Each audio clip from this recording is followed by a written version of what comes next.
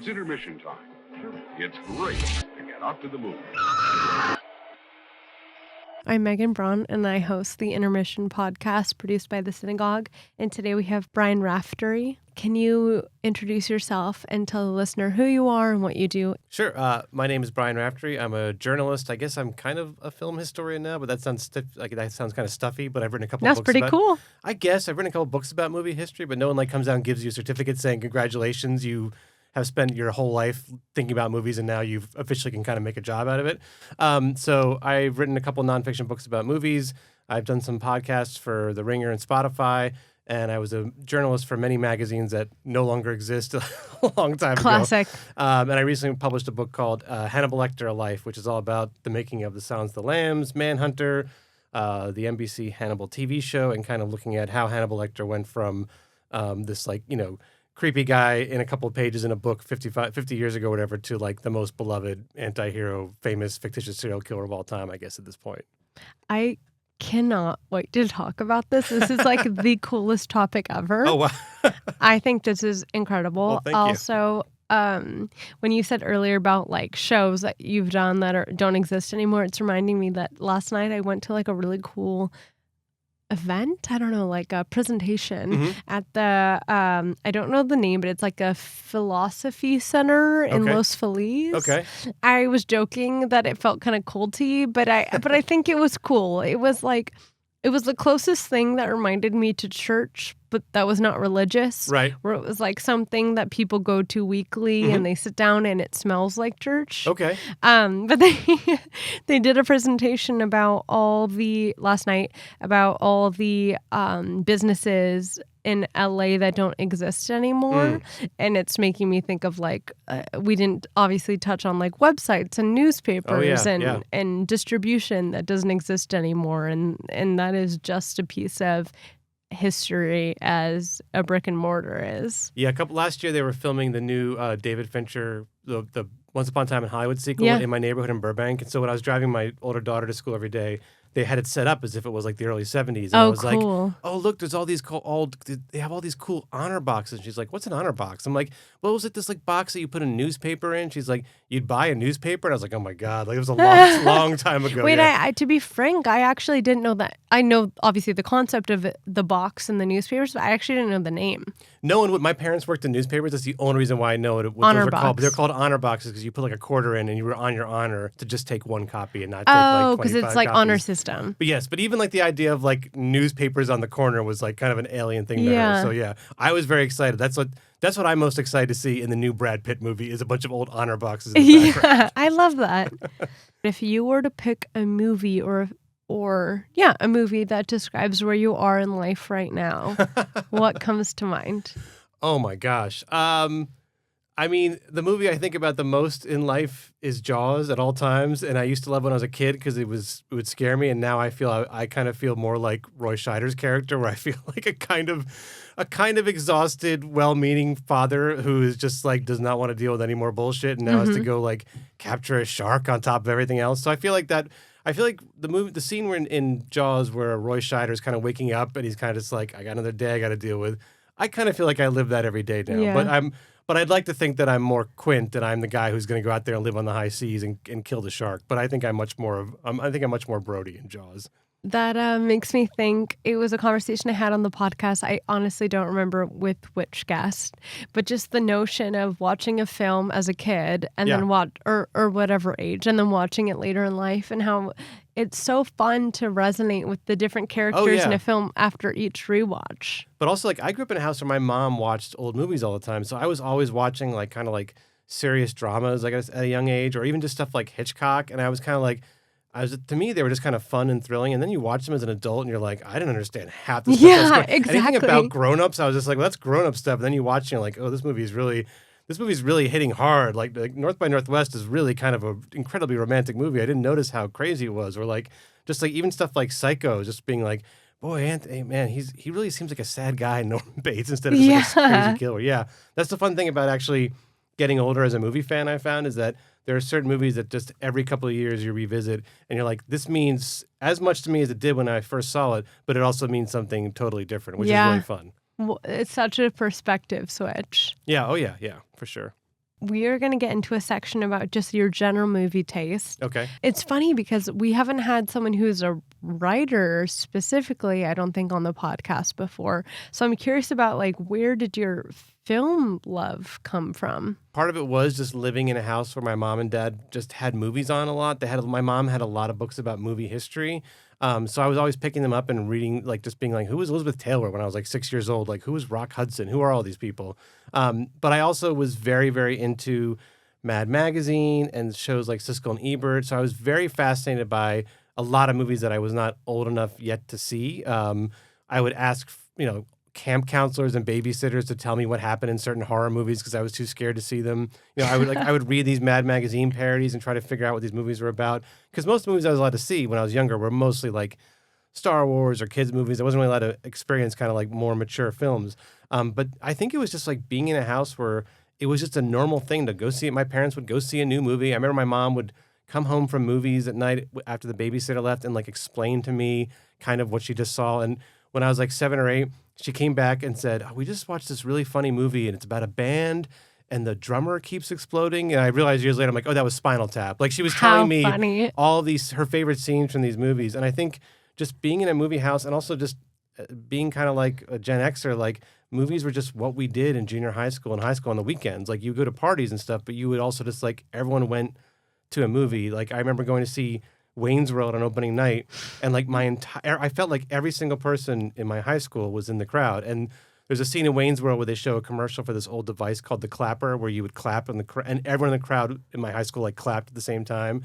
And it was this crazy thing where for like 3 weeks, all we talked about in school was Wayne's World. And every time you went to go see Wayne's World, there'd be someone from your school. And I think like it really was. I try to explain to younger people now who are really into movies. It's like, they're like, you saw so many movies when you were a teenager. I'm like, that's all we had to do. It was either that or go to the mall. That was the event. Yeah, and then if you were lucky, you got a part-time job. And when you left that, you went to go hang out with your friends at a movie or something. So it was just, movies are just always an incredibly like crucial part of my day-to-day. I'm so jealous. Are you more drawn to director-driven films or actor-driven performances? I'm kind of both. I mean, there's a lot of movie stars I love, like old and new, where I just went with a bunch of friends this week. We went to an American Cinematheque screening of like an old Charles Bronson movie because we're just like, okay, Charles Bronson in the 70s, like the movies are never even that great, but the ones that are good, it's just him like just being kind of a badass and beating people up, and it's super fun. So there are certain movie stars I love, and there's certain actors that I will go see anything they do. But when you get older and you start getting into like understanding who a director is. Like when I was a kid, I knew who Hitchcock was. I knew who Steven Spielberg was. And in the 90s, when I was in college and high school, it's very cliche to say as a Gen Xer, but like Quentin Tarantino and the Coens and Paul Thomas Anderson, and they were almost talked about at that time and written about and perceived almost the same way like a really great musician was, where it's like, well, the new PTA is coming out or the new Coen Brothers is coming out. You got to go see it. So I feel like I love I love following an actor's career because I sort of love the trajectory of movie stars and trying to figure out what projects they picked at certain points in their life. Like I'm very fascinated by Tom Cruise and some of his projects. But with directors, I'm also fascinated by when you look at all of their films, like what is the bigger story they're trying to tell? What are the weird things they're obsessed with, whether it's, Hitchcock or Fincher or Sofia Coppola or stuff like that. Just like seeing the kind of through lines in a director's movies is like really satisfying, especially when you start thinking them as not really as rock stars, but more as just authors who are just putting out these really fascinating narratives every couple of years. That makes a ton of sense that you would be looking at it kind of past the film and past the star power and just thinking about the context as someone who writes. Right, but that's only like on the third or fourth viewing. The first or second viewing of a movie I love, like I am a full-on like popcorn chewing. Like for me, the first few viewings of a movie is all visceral. Like I don't sit there during a new movie and go, they're really using this kind of, like the blocking. And I mean, sometimes once in a while, but a lot of times I'm like, oh man, I can't believe Charles Bronson just kicked that guy in the face. Like I have a real like genuine love of like the movie going experience. Like I've never felt like I've never been able to, I think one reason why I never become like an academic is like I can't just view things academically. Like I really do love the visceral experience of watching like a really great movie or a really bad movie or just a really flawed movie. Yeah. Yeah, I like that. That's a very sincere answer. Yeah, I mean, it's the truth. I wish I could say I was this real smarty pants and I sat there and was like, oh, well, they're No, really... everyone I bet feels how you feel. I think so. I mean, most of my friends who love movies, I will say, and we always go out and have like dinner afterward or talk, like, they're all incredibly smart, but we're always just like, that scene was awesome, or that scene sucked. And like, that's how it should be. Yeah, I think that's for the first viewing or first or second viewing, like that is kind of like, I want to be plugged into the experience of the movie itself. What's a movie you'll defend forever, even if potentially it's unpopular? Oh, wow. I mean, there's a lot of movies that I love that I know are kind of shitty or perceived as shitty. It's funny because some of the movies that I used to really defend have now swung around and That's people how it really goes. love them. Like, I remember when I was like 19 or 20, there's this famous late 80s movie with Dustin Hoffman and Warren Beatty called Ishtar, which was like this huge bomb. It was like, made everyone's worst of the year list. And I always maintained that the first half hour of Ishtar is like super fucking funny. It's got songs in it that are hilarious. And now that's kind of become like, yeah, Ishtar's pretty good, actually. I'm like, damn it, like I was saying that back in You're like, I swear to 1996. There's other movies too. Like I have a lot of movies that I love and that I've seen a million times are movies. One of my favorite movies of the 90s is a comedy called CB4, which is like basically a rap parody with Chris Rock. And it's a movie in college my friends and I just kept in the VCR. We watched that a million times. I could quote that movie to 10,000 people on the street on Sunset Boulevard over the course of a week. I think 5 people would maybe get one reference. That's cool. Because it just wasn't a huge hit, but it's like one of those things where a movie like that, sometimes when you see it when you're like 18, 19, 20, especially if you see it with friends and it becomes like the movie you all quote, whatever doesn't work, whatever the lesser qualities of that movie is, does not matter. And I actually met the director of CB4 like 20 years ago, and I was like really excitedly like, oh my God, I was not interviewing this person. I just met them at a social thing. So I was allowed to fan out. And I was like, I love CB4 so much. Like my friends and I, we quote all the time. And I think she almost thought I was putting her on. I was like, no, I sincerely love that movie.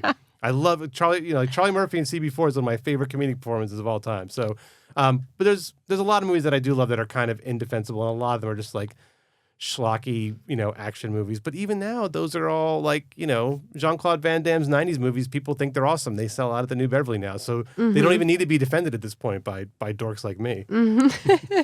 I love that.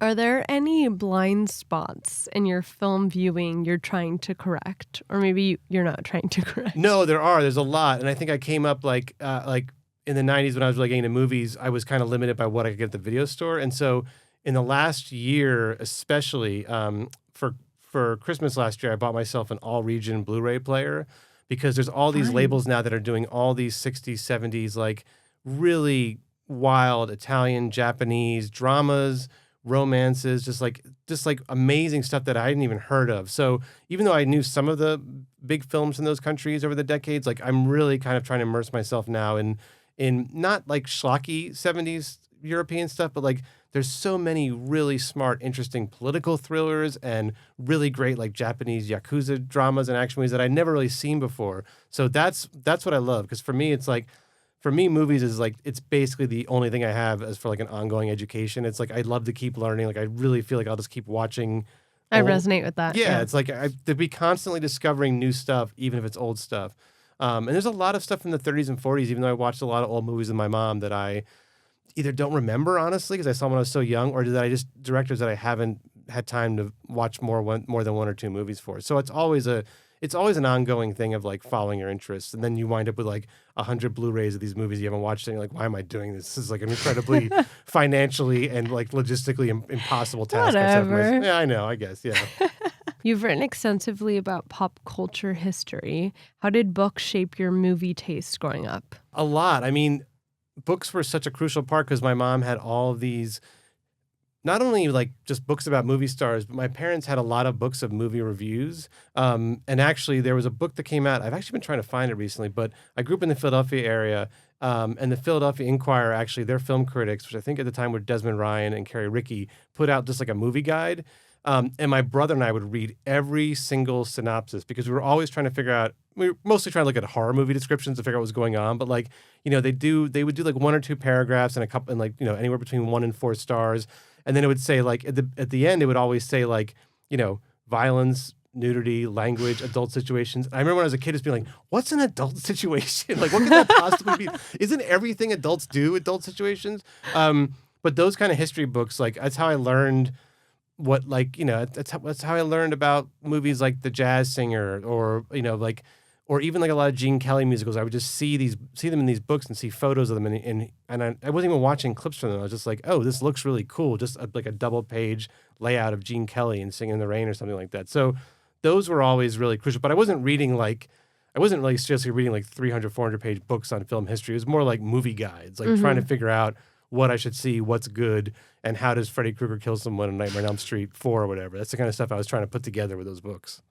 Okay, when a film is adapted from a book you love, do you treat it as its own thing, or do you expect it to follow the book to a T?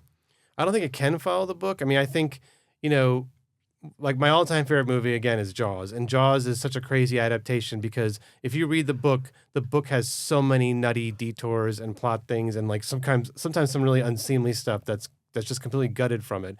And a lot of the characters their dynamics have kind of changed. And if you were to adapt Jaws just as a book, it would not work as a movie at all. I think a movie and a book have to be their own separate things. They're such incredibly different mediums. And that was one of the reasons I was so fascinated always with Silence of the Lambs, because that is a really great book. And you read the book and you're like, oh, you couldn't cut anything from this. And then when you see the movie, you're like, oh, you can actually cut a lot. And then, you also have like the movie Hannibal, which is like they made some really huge changes that they had to make from the end of that book because it was so controversial. So I never expect a movie to fully represent the book. I think that's like, you're just going to kind of be frustrated because also you have to sit there and watch it. And if you're not allowing it to be something else, something new, you're just going to be retelling the plot in your mind as you watch it, I guess. I mean, I'm not particularly like, I don't have like a very strict policy on that. Mm-hmm. Yeah, that makes sense. Are there book to film adaptions that you think surpassed the source material? It's a really good question, and I'm trying to think, and I don't want to say Jaws again, because Jaws is like a really fun, pulpy novel. And I'm going to be honest with you, this is the first time I realized that Jaws was a book. It was a huge, I know, well, that's the thing, it's kind of like been forgotten. I didn't know that. Yeah, it was a huge hit. That's how it became such a huge movie on opening Yeah, weekend. I didn't know that. Has researching authors and cultural movements changed the way you interpret cinematic villains or anti-heroes? Oh, wow. No, I don't think it has. I mean, I think my own ideas of why we love anti-heroes and who anti-heroes are and who the villains and the heroes in the story, I think that's another thing that kind of changes as you get older and you understand more dynamics and you start watching movies where the bad guy isn't like, sneering with like a big twirling mustache and the hero isn't like charging in on a horse. And the kind of movies I like now are mostly movies, a lot of them are like American 70s movies where everyone's kind of a little fucked up. It's kind of hard to tell who the hero and the villain is. So, but I don't know if that comes from research as much as just watching too many movies and just kind of, I really dig those kind of like ambivalent movies where you're sort of like, everyone here is a little morally iffy. It's only a matter of degree that one person is the hero more than the villain. Life. Yeah, exactly, yeah. Okay, so now we will get into your book, Hannibal Lecter, A Life. I have a description here, but it's a bit hefty. So do you think you could describe your book for me? Sure. I almost said film. Maybe, it's very film-like, I guess. So it's basically a very researched look at the creation of Hannibal Lecter as a character, how the character was made, how these books were written, but then also looking at how all these movies that people love, whether it's Manhunter or The Silence of the Lambs or the NBC Hannibal show, were made.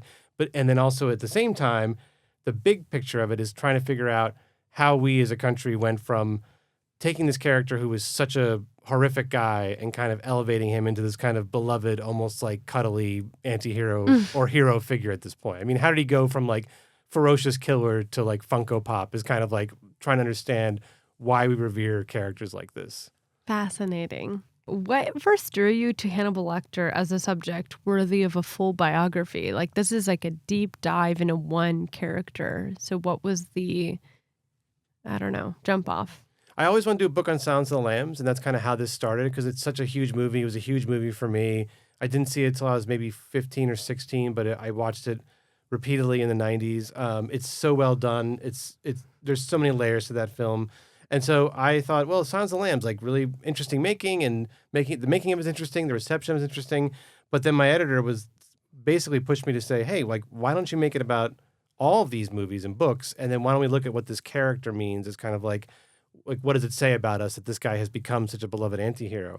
And the really fun part was actually being able to dig into not only a huge Oscar-winning movie like The Silence of the Lambs, but also looking at the publication of the book and how the book came together. And Tom Harris is this kind of reclusive guy who sold 50 million plus books, but no one could recognize him. Like, no, he has no public profile at all. So he was also interesting to me. He was probably more interesting to me than Hannibal Lecter was at a certain point, because Hannibal Lecter, I can pick up a book and learn something about. Tom Harris, he's given 3 interviews in 50 years. He's a true recluse. So that was also another thread of it, was kind of like, okay, not only is Hannibal Lecter kind of elusive and mysterious, but the guy who created him is kind of elusive and mysterious. So I kind of liked that. To me was really fun. And then, looking at how movies are made, if you can really interview people and go through archives, and that's the stuff I love, and trying to find stuff that people who've seen these movies or read about them haven't learned yet or haven't put together. And so Jonathan Demme, who directed Silence of the Lambs, there's like 12 or 13 boxes of his papers all at the University of Michigan, and they let me go through, and it's everything from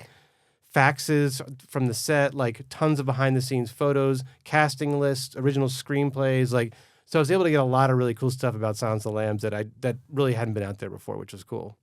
It's just so fascinating to me because, like, a story like this, you would assume Hannibal was real. Like, I'm thinking of, like, Zodiac and that whole film and the David Fincher love, like, all the fans who love that film. And it's like they can go down the rabbit hole, but they're going down the rabbit hole of real facts. Yeah. And this is like this man, Harris, who created this character, he's created lore of a person that's fake. Yeah. And how crazy to come up with something from your own mind that people fan over as if it's a real serial killer and it's of your own invention. I just find that fascinating. I think the thing, too, is like Hannibal Lecter feels very real. I mean, the fact is, it's really unpleasant to talk about when you start really researching like serial killer culture starting in the 50s, 60s, 70s. It's like there were a lot of them, like, and there's a lot of them became famous and a lot of them did not. And it's like, there are certain serial killers that did, I believe, influence the creation of Hannibal Lecter. I don't think there's one person who it's accumulation. Yeah. It's like, it's kind of like,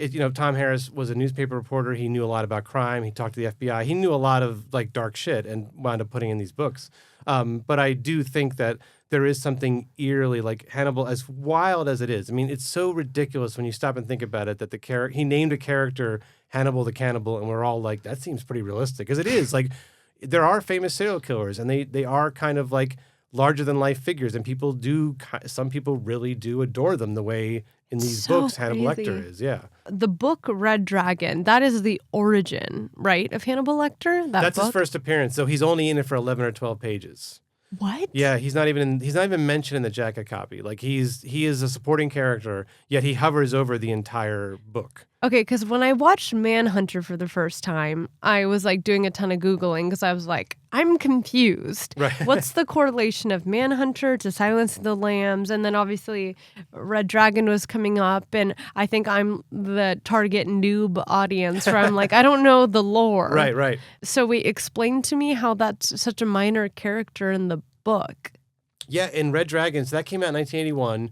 That is mostly about another serial killer, the Tooth Fairy, who's in Manhunter. Yes. The Tooth Fairy gets like 100 pages or so of backstory. Hannibal Lecter shows up, has a couple of scenes with Will Graham, this very troubled former FBI guy, writes a letter or two, and that's it. Like, he's basically out of the book, but he is controlling and manipulating a lot of stuff from behind the scenes. So even though he's not in it, he hovers over the whole book because he has done this huge damage to Will Graham in the past. So I don't think Tom Harris even realized how popular Lecter was going to become. And then by the time The Silence of the Lambs, the novel comes out 7 years later in 88, there's still a lot more. There's a lot more Lecter, but that's Clarice Starling's book. That's about Buffalo Bill. Even in that book, he's a supporting character.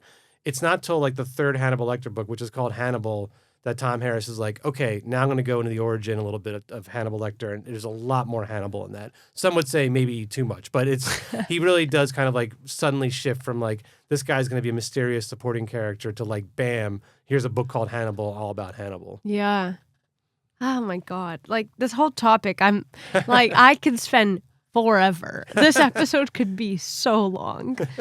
What changed culturally between Manhunter and The Silence of the Lambs that allowed Lecter to explode into mainstream obsession? It's interesting because I've thought about that. I mean, I think one reason why The Silence of the Lambs kind of blew up and Manhunter didn't is that The Silence of the Lambs is a much more kind of palatable. It's definitely not like a like kind of square procedure anyway, but it's a lot more what people are used to in a thriller. It's sort of like someone's going after Like a killer. formulaic? Yeah, well, it's. I think Manhunter is its own kind of interesting, kind of abstract, very beautiful, atmospheric movie that I think some people couldn't figure out what was going on because it's like, yes, it's about a serial killer, but also has this beautiful synthesizer music, and it has these kind of a really amazing visuals, and it's very dreamlike. So I think it was hard for people to understand. I also think that serial killer movies were not super huge in the 80s. There were a couple of them, but people just weren't really, it wasn't what people were looking for at that point. And I think what happens is The Silence of the Lambs comes at the end of this decade. I mean, it comes out in 91, but I think by the end of the 80s, you had, I don't know how many Nightmare on Elm Street, Friday the 13th, Halloween movies, you had Gremlins, you had Ghoulies, you had all these other kind of creatures. And I think there was an unconscious or maybe subconscious like desire for a new kind of actual villain, a new kind of scary figure.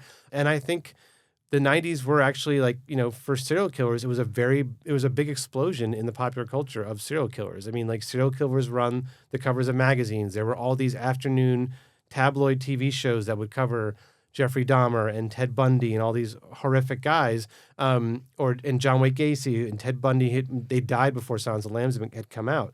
So serial killers were such a big part of the news at that point that I think when Hannibal Lecter came along and Silence of the Lambs came along, it connected to these very kind of unspoken fears people had about what someone like this could do to you. How someone like this could get into your life or get into your home or kill you. And it's like, and I think that's what made those books and movies so terrifying. Came out kind of at the right time. Yeah, culturally. they were all at the right time. It's like, yes, these are very wild killers. These are very far flung, imaginary. There's really not someone doing the kind of stuff that Hannibal Lecter is doing. But then they arrest Jeffrey Dahmer, who is accused of cannibalism, and you're like, well, it's not. Hannibal Lecter's not that far removed from reality, and that made the movie all the more terrifying, I think. That's interesting. In your research, what surprised you most about Harris's relationship to true crime and the FBI? I think what's so amazing about Tom Harris is that he was a reporter at first. That was his first job, was as a newspaper reporter, and then he became a reporter in New York City for the Associated Press, like covering crime. And he'd had a hit novel that was called Black Sunday, and he had based some of that on research he'd done. And then when he starts writing Red Dragon, he does something wild, which I think a lot of writers would want to do now, which he just basically goes to the FBI, and he goes to this division of the FBI called the Behavioral Science Unit, which is at that time is profiling serial killers. It's a very young technology. Some people don't take it seriously. Some people in the FBI don't take it seriously. So they are looking for press, and Tom Harris is looking for information. And so he shows up and talks to these FBI agents, and he'll do it more in the 80s for The Silence of the Lambs. We'll talk to a lot more FBI people.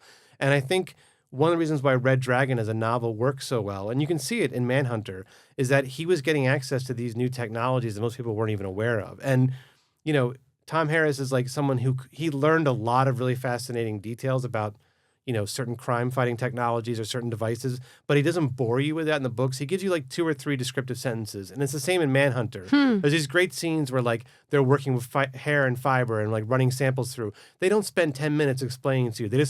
Michael Mann just makes it look really fucking cool. You're like, oh my God, look at this laser like hitting this blood sample. It's awesome looking. And I think that was very transformative in terms of how crime and how crime solving and how hunting killers was depicted in popular culture. I mean, when CSI came on, the TV show, I remember when I first saw the first couple episodes, I was like, this is a lot like Manhunter. I mean, it's very much it's like the idea of going into the labs like that was not totally new, but I think Tom Harris and Manhunter made that seem much more alluring and like much more informative than maybe other filmmakers or storytellers have been able to at that point.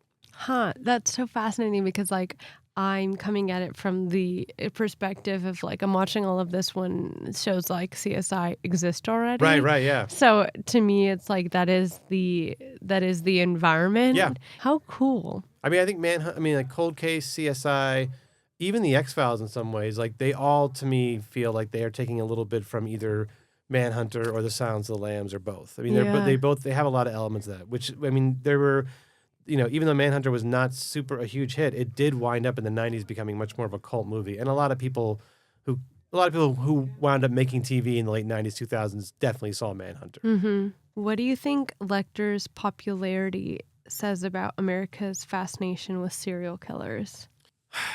I mean, we're a bunch of sickos. I know, we're all a bunch of sickos. I mean, like I said, I do think because there was in the 70s and 80s and 90s especially such a wave of serial killers, and they were so grotesque. And I think having someone who was fictitious and like kind of almost safely imaginary, I think that gave some people who were scared of crime or knew about it or wanted to read about Ted Bundy but couldn't get too close, I think it kind of gave them a way in to try to understand that. Mm-hmm. But it is kind of strange. Like I think because of the Sounds of the Lambs, and particularly Anthony Hopkins' performance as Lecter, you saw this real turn in the 90s where in movies, serial killers became a lot more glamorous, a lot more intelligent. They kind of became these like cool, like truth tellers who were kind savant, of and like or almost like anti-authority figures. And that's not really what real serial killers are like. Like I've read transcripts of interviews of real serial killers, and like I mean the truth is like even the smartest one is kind of just a degenerate scumbag. You know what I mean? They're not like Hannibal Lecter. They're not going to sit there and like probe your mind and give you insights into your life if you turn over some of your childhood traumas to them. Like they're monstrous creatures. And I think there was a while in the 90s when serial killers got smarter and sexier and cooler. And I think that is a big part due to Silence of the Lambs, and I think that fed into a lot of our own modern fascinations with serial killers, because I think we sometimes elevate them. Who wouldn't be fascinated by them? They do these awful things that you can't believe. Anyone who does something that you can't believe, you're going to be interested in. But I do think maybe at a certain point in the 90s, Gen X maybe we elevated these guys a little bit too much. Totally. Because Mindhunter was after all this. Like, that's like, when did Mindhunter come out? Mindhunter came out like in the early 2020s, late 20 teens, but it's based on a book written by John Douglas, who was one of the FBI investigators who worked with Harris. And so was Robert Ressler. And they're both, that book is, the experiences that are in Mindhunter, many of those were relayed to Tom Harris. Like those were going on, some of those were going on while he was talking to them or right after he'd been talking to them. So Mindhunter and Silence of the Lambs are all kind of connected in a way. So fascinating. Yeah. And I think people are also just kind of obsessed with like a world that's beyond their world. And because all of these cinematic moments are intertwined, it feels like a world. Yeah. Yeah. I mean, and it's very much like, again, it blurs the real world and the fictitious world. I mean, Mindhunter features real serial killers, but, the people who helped inform Tom Harris, some of the FBI guys portrayed in Mindhunter would wind up talking to Tom Harris, who would create this fictitious serial killer. So it's like they're all like on this kind of strange continuum, and they all have their own sort of fandoms, as it were, in one way or the other. Fascinating. Has writing this book changed how you watch thrillers now? Oh, it's interesting. I mean, I think I have a very, I think because I love Sounds of the Lambs, I have a very kind of high standard for thrillers now. Mm-hmm. I've always kind of had that where, some of the more schlockier serial killer movies of the 90s, I was always kind of dismissive. I was like, that's not as good as Silence of the Lambs, or it's not as good as Seven, which to me was always the other 90s classic serial killer movie that, kind of loomed over everything. The weird thing is, I think I've become increasingly more squeamish. Just How because funny. Just because I had to research so many real serial killers for this. And you know too much. Yeah, at a certain point, you wake up at 5 a.m, you start working, you're just looking, you open your laptop and there's You wake up at 5? I have 2 kids. Wow. Yeah, I get up at 5. I get an hour and a half of work. Oh my gosh, yeah. Someday everyone listening will get up at 5 o'clock. It's wonderful. And also I get up at 5 sometimes on weekends and just throw on a movie before everyone gets up, which is another parenting. You're blowing. Jaziel's been asleep for 7 hours. That's wild. Okay. But I would get up and I would start my day, and there'd be 5 tabs on my computer from the day before, and it's all real life, multiple slangs. And I was like, I would not want to live in this every day. I mean, I have friends who are into true crime, friends who are true crime podcasters, and they have a much higher tolerance for it than I do. I am increasingly getting more squeamish as I get older. And I think some of these movies, I remember at a certain point, I was like, I'm taking a month from rewatching these movies or this TV show, because the Hannibal TV show is incredibly grotesque. It's really good, but it's it is upsetting. So like at a certain point you need a break and you got to put on like Singing in the Rain or even Jaws or something relatively more mellow. That makes sense. I mean, I am someone who like I watch a lot of I think fucked up movies. Yeah. But I am not in it like you are. So Right. to me it's so fake, Yeah. you know? And even I'm watching documentaries and stuff, but I guess it just hasn't seeped into my reality. Like that is not living in the same world as my world. Yeah. I think as we were saying earlier, like I've always had a very visceral reaction to film. So even when a movie is unsettling or upsetting to me, I love that because it means it's operating in some way that it's working for me in some way. And it's eliciting a reaction, but they're also like I don't live to be upset every time I go to the movies. Like I definitely need more escapist stuff. But I'm always happy when a movie challenges me or upsets me or even bores me sometimes. Like it's just sort of like, well, why is it doing this? What is it about me? What is it about the movie? But at a certain point, I'm like, yeah, I don't need any serial killer movies for like a good 6 months. Like I'm good. Like I definitely don't need like I'm ready to watch some old MGM musicals. Like I really don't need to watch someone get stabbed in explicit detail every day, you know? I had for this next section on game, but I'm just realizing as I wrap this section, like I still don't feel like I have a good understanding of your book. Mm-hmm. So can you just like explain to me kind of obviously without giving away your final conclusion, but just the overall, I don't know, the like what are the themes you're touching on? What do you want the reader to get out of your book? I think I'd love for the reader to get an understanding of not only how these particular movies were made, because that's like the fun stuff. It's like in the book. BTS. Yeah, like the behind the scenes stuff is really fun. I think the interviews were really fun. I mean, you'll learn a lot about Manhunter and the Silence of the Lambs and the NBC show. But what I love about movie history is kind of looking at what else was going on in the world when these movies came out and how they impacted the world. And I do think that Hannibal Lecter is kind of a stand-in for a lot of violence in the last 50, 60 years of America. I think Tom Harris, who wrote these books, he was a journalist. He went out in the world and he interviewed killers and he interviewed police officers and he developed an understanding of what is kind of going on in the world that maybe people weren't realizing back then. And, you know, Tom Harris, like I said, he's only given a few interviews, but when he talks about his books and he talks about Hannibal Lecter and all these crazy villains he's created, Hannibal Lecter or Francis Dolarhyde or Mason Verger, who's the insane bad guy in the novel and movie Hannibal who is like breeding man-eating pigs, like just wild. You know, Tom Harris would always say, I didn't make anything up. Like just look out in the world. And I think that's something that we get so, into when we love horror movies and thrillers. It is all imaginary, but it does come from something real. And I do think Hannibal Lecter in particular is very much drawn from like, I don't want to be pretentious, but it's like there's a lot of blood in the soil. And like I think that's what created him. And there's one scene in the book that sticks with me a lot is that Anthony Hopkins, before he went to set to play Hannibal Lecter in The Silence of the Lambs, he drove across the country from Salt Lake City to Pittsburgh, basically. And because Anthony Hopkins has like a remarkable memory, he at one point in an interview listed every small city he stopped in along the way.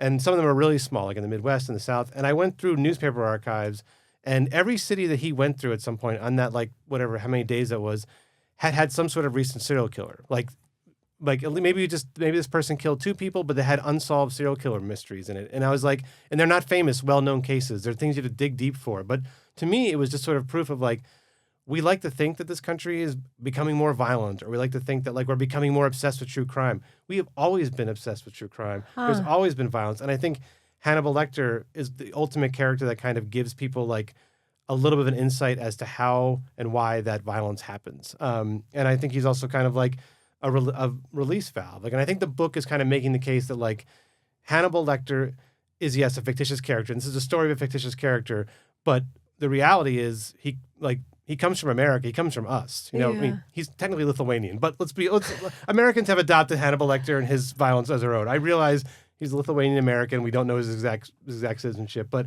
I think that as much as we want to believe that a character like Hannibal Lecter is imaginary, and he's very close to reality. But the book also has fun interviews, so I don't want to make it seem like no. I mean, to me, you're like selling me. Like this is fascinating.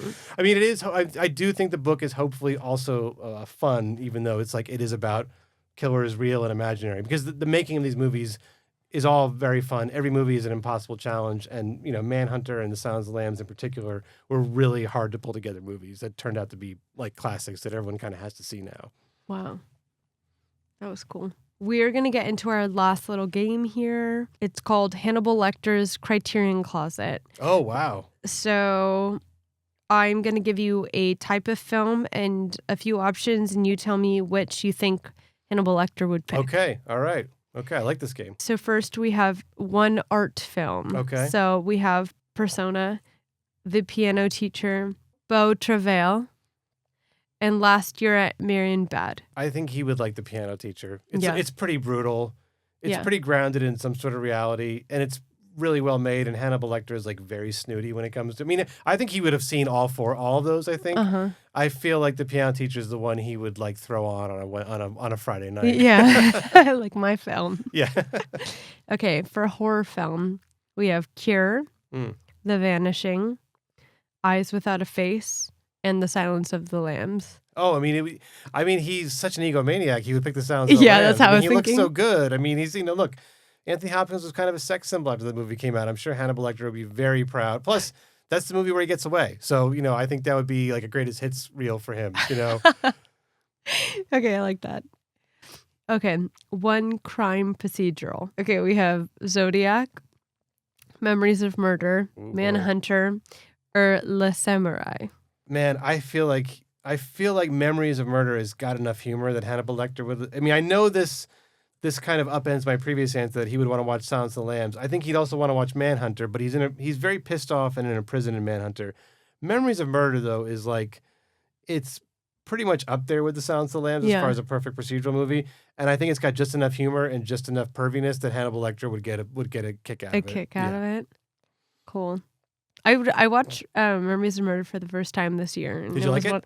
Loved. It's fucking great. It was one of those movies, I say this all the time in the podcast, but it was one of those movies where I said, I cannot believe I haven't seen this before. And it's funny because it's so clearly informed Zodiac. And Exactly. The thing that's so great about that and Zodiac is like they're both like, 2 hours and 37 minutes. Those movies feel like they're 5 minutes long to me. Yeah. Like I don't feel the runtime in those movies at all.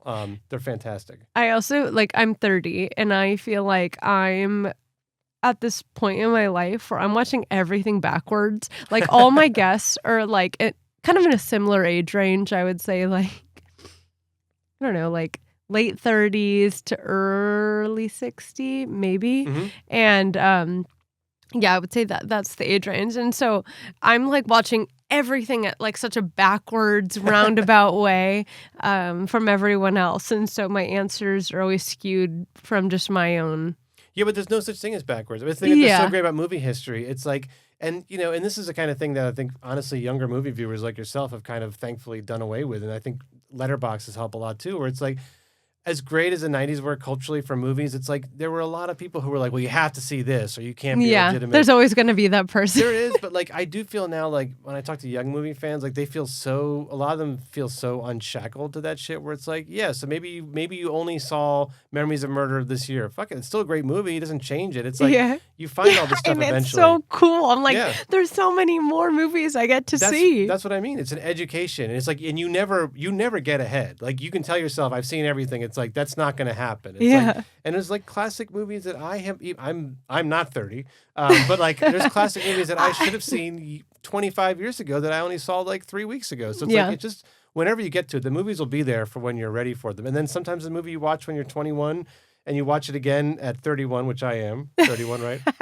That's what I thought. But a movie you didn't get, you're like, oh, I get this now. Or you're like, oh, this makes sense to me now. It met me at this time in my life. So I'm all for.